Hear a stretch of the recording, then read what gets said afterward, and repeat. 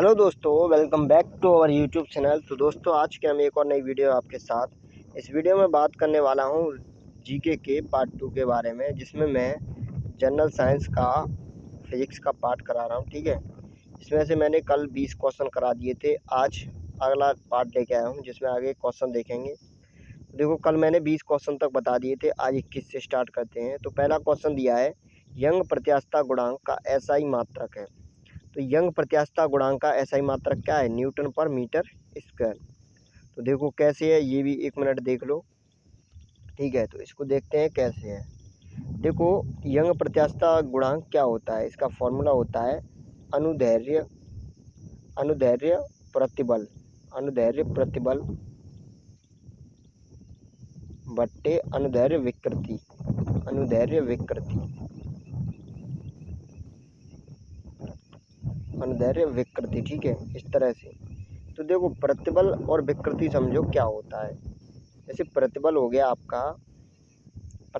Force, और विकृति हो गई, प्रतिबल होगा फोर्स अपॉन एरिया, और विकृति हो गई capital L upon small L. ये मान लो। ठीक है, ये मतलब ये समझ लो कि विकृति क्या होती है कि कैपिटल एल क्या है, यहाँ पे लंबाई में परिवर्तन, और ये स्मॉल एल है प्रारंभिक लंबाई।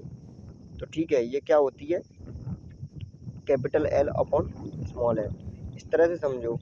चलो दोबारा बताता हूँ। देखो क्या है, प्रतिबल क्या हो गया? Force upon area. ठीक है, बल बट्टे क्षेत्रफल। और आपकी जो विकृति है वो क्या हो गई? Delta L upon L. इस तरह से समझो। मतलब जितना लंबाई में परिवर्तन होता है प्रारंभिक लंबाई का, उसको क्या कहते हैं हम?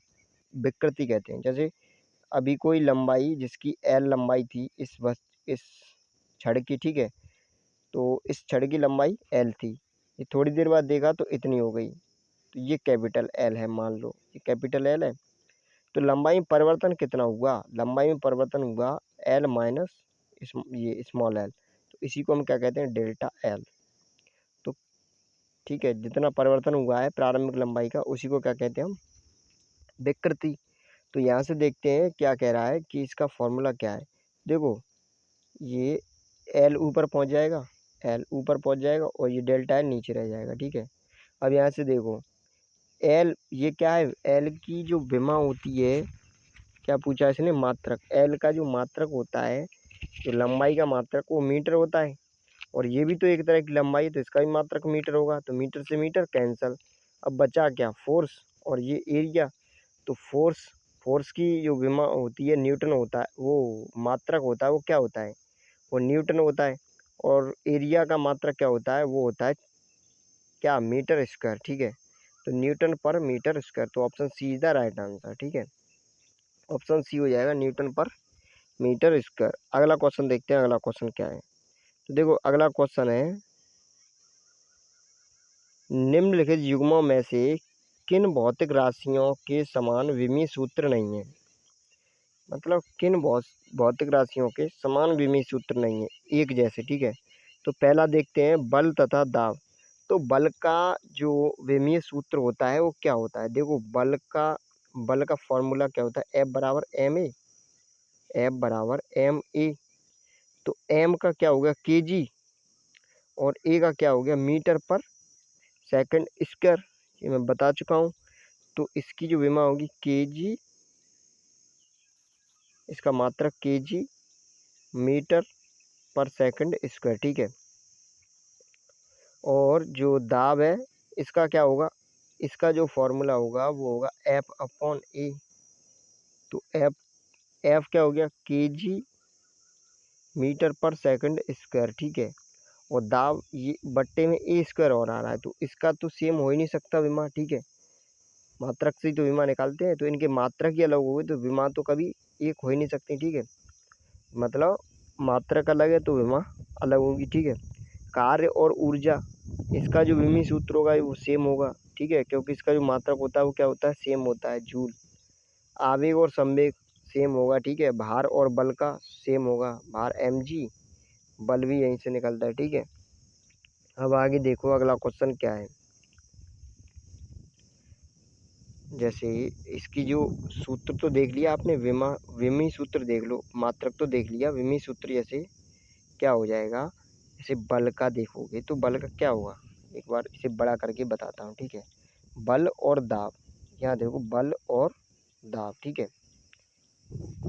तो देखो बल का क्या होता है, F बराबर एम ए फॉर्मूला होता है। यहाँ से मैं अगर इसका मात्रक निकालूँ तो क्या होगा, एम मतलब क्या है, किलोग्राम, किलोग्राम, और ई का क्या होता है, मीटर पर सेकंड स्क्वायर। तो इसका अगर विमी सूत्र निकालूंगा तो क्या निकलेगा, एम, ये किलोग्राम का एम हो गया, और मीटर का एल हो गया, और सेकंड का टी हो गया। तो टी डिवाइड में है, बट्टे में ऊपर आएगा तो t-2 हो जाएगा, यहाँ 2 है तो ऊपर जाएगा तो -2 हो जाएगा, mlt-2, mlt-2, तो ये हो जाएगा। अभी देखो दाब है, ये दाब है, तो दाब का देखते हैं, एफ अपॉन ए, तो मतलब एफ अपॉन ए, एफ का जो है ये तो एफ का ही तो था बल का, ठीक है। तो बल अपॉन वो, ठीक है, एरिया, तो इसी में मैं एरिया का डिवाइड और कर दूंगा। तो एरिया का जो विमा होगी वो क्या होगी, mlt-2 डिवाइड एरिया की L2, तो 2 से L ये कट जाएगा एक बार, तो ml-1, ml-1 t-2। तो इन दोनों की क्या सेम है, नहीं सेम है, ये अलग है, तो इसलिए ये अलग हो जाएगा। अच्छा एक और देखोगे, जैसे कौन सा था वो देख लो, ये भार और क्या था, बल। तो इसमें देखो भार होता है mg और ये होता है ma, ये kg और मतलब mlt-2, और ये भी mlt-2, ठीक है। तो इस तरह से इन दोनों की सेम है, इसी तरह से उन सब की सेम है। ओके, तो आगे चलते हैं, अगला क्वेश्चन देखते हैं। अगला क्वेश्चन है 23, क्या कह रहा है, देखो क्वेश्चन नंबर, एक खगोलीय इकाई संबंधित है, ये किससे संबंधित है, सूर्य और पृथ्वी के बीच की दूरी से, ठीक है। एक खगोलीय इकाई किससे संबंधित है, सूर्य और पृथ्वी के बीच की दूरी से, तो ऑप्शन हो जाएगा ऑप्शन ए, ठीक है। निम्नलिखित में से कौन सी अविमीय राशि है, अविमीय जिसकी कोई विमा नहीं है, ठीक है। अविमीय का मतलब जिसकी कोई विमा न हो उसे कहते हैं अविमीय। तो देखो विकृति है, ऑप्शन ए सही है। अब कैसे, देखो विकृति का फॉर्मूला क्या होता है, अभी मैंने बताया था, विकृति का फॉर्मूला होता है आपका डेल्टा एल अपॉन एल, जैसे लंबाई में परिवर्तन बट्टे प्रारंभिक लंबाई, जो उसकी लंबाई पहले थी और अब जितनी चेंज हुई है वो। तो देखो क्या पूछ रहा है विमा, तो ये क्या है, इसका मात्रक क्या होगा मीटर, और इसका मात्रक क्या होगा मीटर।